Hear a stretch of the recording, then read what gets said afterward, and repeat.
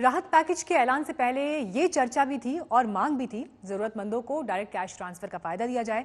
लेकिन सरकार ने नकदी बढ़ाने के तमाम उपायों के बीच इस विकल्प को नहीं आजमाया। अब वित्त मंत्री ने यह खुलासा किया है कि आखिर क्यों सरकार ने डायरेक्ट कैश ट्रांसफर से परहेज किया।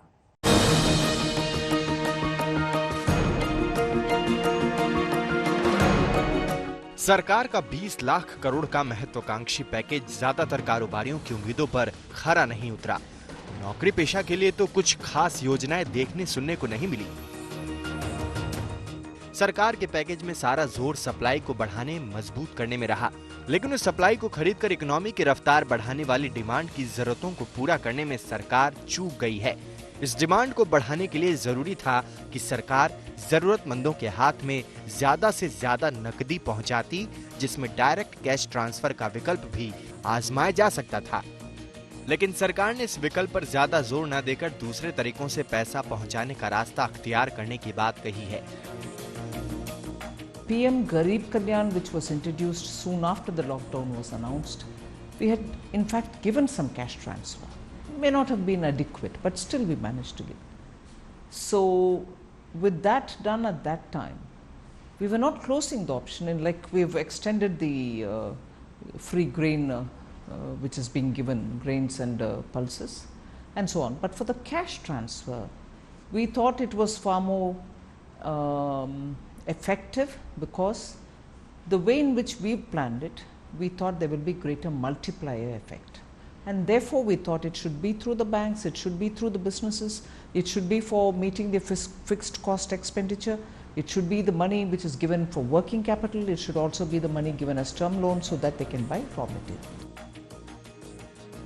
सरकार की अपने तरीकों से नकदी पहुंचाने की कोशिशें कितनी कामयाब हो पाएंगी, ये तो आने वाले समय में ही पता चलेगा। लेकिन फिलहाल राहत पैकेज से उद्योग जगत का सारा उत्साह ठंडा पड़ गया है। वित्त मंत्रालय के पूर्व सचिव रहे सुभाष चंद्र गर्ग का मानना है कि राहत पैकेज का असर आने में वक्त लगेगा। गवर्नमेंट सपोर्ट का पैकेज है, वो शॉर्ट टर्म में जो है वो करीब 1.5 से पौने 2 लाख करोड़ का है। वो रिलेटिवली छोटा है जितना होना चाहिए था, और कई और मेजर्स जो लॉन्ग टर्म में चलेंगे, जैसे 1 लाख करोड़ का इंफ्रास्ट्रक्चर इन्वेस्टमेंट होगा, वो कई साल लगेंगे उनको उसको मूर्त रूप में आने में। और क्रेडिट का जो कंपोनेंट है वो जिस तरह से डिलीवर होगा वो देखने की बात है।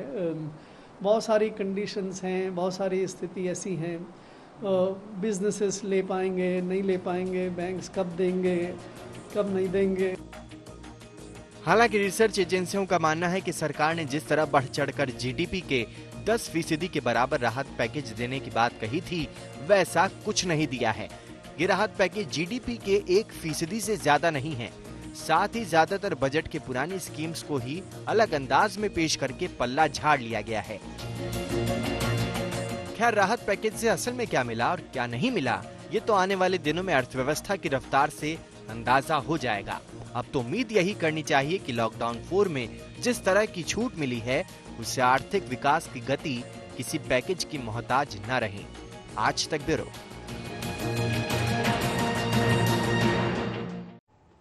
कोरोना का कहर दुनिया भर में जिस तरह से जान माल को नुकसान पहुंचा चुका है, उससे आर्थिक रफ्तार सुस्त हुई है। लेकिन भारत में कोरोना का कहर सरकारी आंकड़ों के मुताबिक काफी हद तक काबू में है। अगर ये कंट्रोल आगे भी जारी रहता है तो भारत में अर्थव्यवस्था की हालत जल्द सुधर सकती है।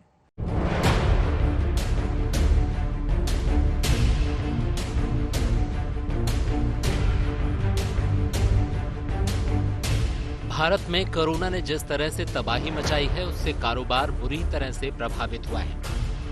कोरोना के चलते करीब 2 महीने से जारी लॉकडाउन में कारोबार और रोजगार जगत को भारी नुकसान हुआ है। लेकिन अगर इसे ऐसे समझा जाए कि जहान की कीमत पर जान को तवज्जो देने का सरकार का फैसला सटीक साबित हुआ, तो ये कहना अतिशयोक्ति नहीं होगी। दरअसल भारत में मौत और अस्पताल में भर्ती होने वालों का आंकड़ा काफी कम है।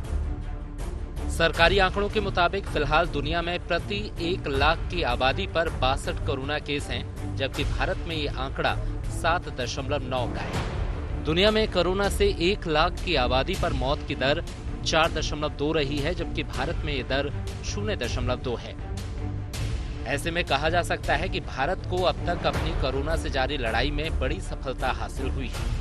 अगर हम मॉर्टेलिटी पर लैक पॉपुलेशन को एनालाइज करें तो ओवरऑल हम देखते हैं कि जहां 4.2 people per lakh population across the world they have died because of COVID, nineteen India उसका स्टेटस अब करीब 0.2 cases deaths reported per lakh population है। कम्युनिटी ट्रांसमिशन को हम बहुत दिनों तक होल्ड कर पाए, 50 दिनों तक हमने नंबर्स को नहीं बढ़ने दिए। उसी के कारणवश आज हम देखते हैं कि हमारी मृत्यु दर और मृत्यु दर कम है, रिकवरी के रेट ज्यादा है। कोरोना के नंबर्स भले ही बढ़ रहे हैं बट मृत्यु कम हो रही है। इसका मतलब यह है कि शायद हमारे पास जो स्ट्रेन है वायरस का वो भी कम लीथल है। अगर देखा जाए तो कोरोना से सबसे ज्यादा प्रभावित 9 देशों में से हर एक देश में 2 लाख से ज्यादा केस सामने आए हैं। अगर कोरोना से सबसे ज्यादा प्रभावित 15 देशों को देखें तो उनकी आबादी 142.6 करोड़ है, लेकिन वहां 36.45 लाख केस हैं और 2.73 लाख मौतें हुई हैं। जबकि 135 करोड़ की आबादी वाले भारत में यह आंकड़ा काफी कम है, यानी 1.12 लाख केस हैं और यहाँ 3,303 मौतें हुई हैं। यही नहीं, भारत में महज 6% लोगों को ही अस्पताल में भर्ती करने की जरूरत पड़ी है। भारत में सिर्फ 6% लोगों को ही भर्ती करने की आवश्यकता पड़ी है। साथ में हमारे 31% लोग ठीक हो गए हैं और हमारी जो मृत्यु दर है वो 3% पे ही स्थिर है। इसके बहुत सारे कारण हैं, जिसमें सही टाइम पे लॉकडाउन हो जाना, अपनी एल्डरली पॉपुलेशन को बचा के रखना, रिसोर्स मोबिलाइजेशन करना और सबसे ज्यादा जरूरत की बात समझने की यही है कि हमारी पॉपुलेशन इटली और अमेरिका के मुकाबले में काफी यंग है, जिसकी इम्यूनिटी अच्छी है। और हम ये जानते हैं कि जो लोग इम्यून है या जिनके यंग लोग हैं उसमें मोर्टेलिटी दर वैसे भी कम होता है। उम्मीद है कि अब लॉकडाउन में छूट के बावजूद भारत में कोरोना इसी तरह कंट्रोल में रहेगा। अगर ऐसा हुआ तो खपत आधारित भारत की अर्थव्यवस्था जल्द पटरी पर लौट सकती है। आज तक ब्यूरो। और अब आपको दिखाते हैं गुरुवार को शेयर बाजार में किस तरह की हलचल रही।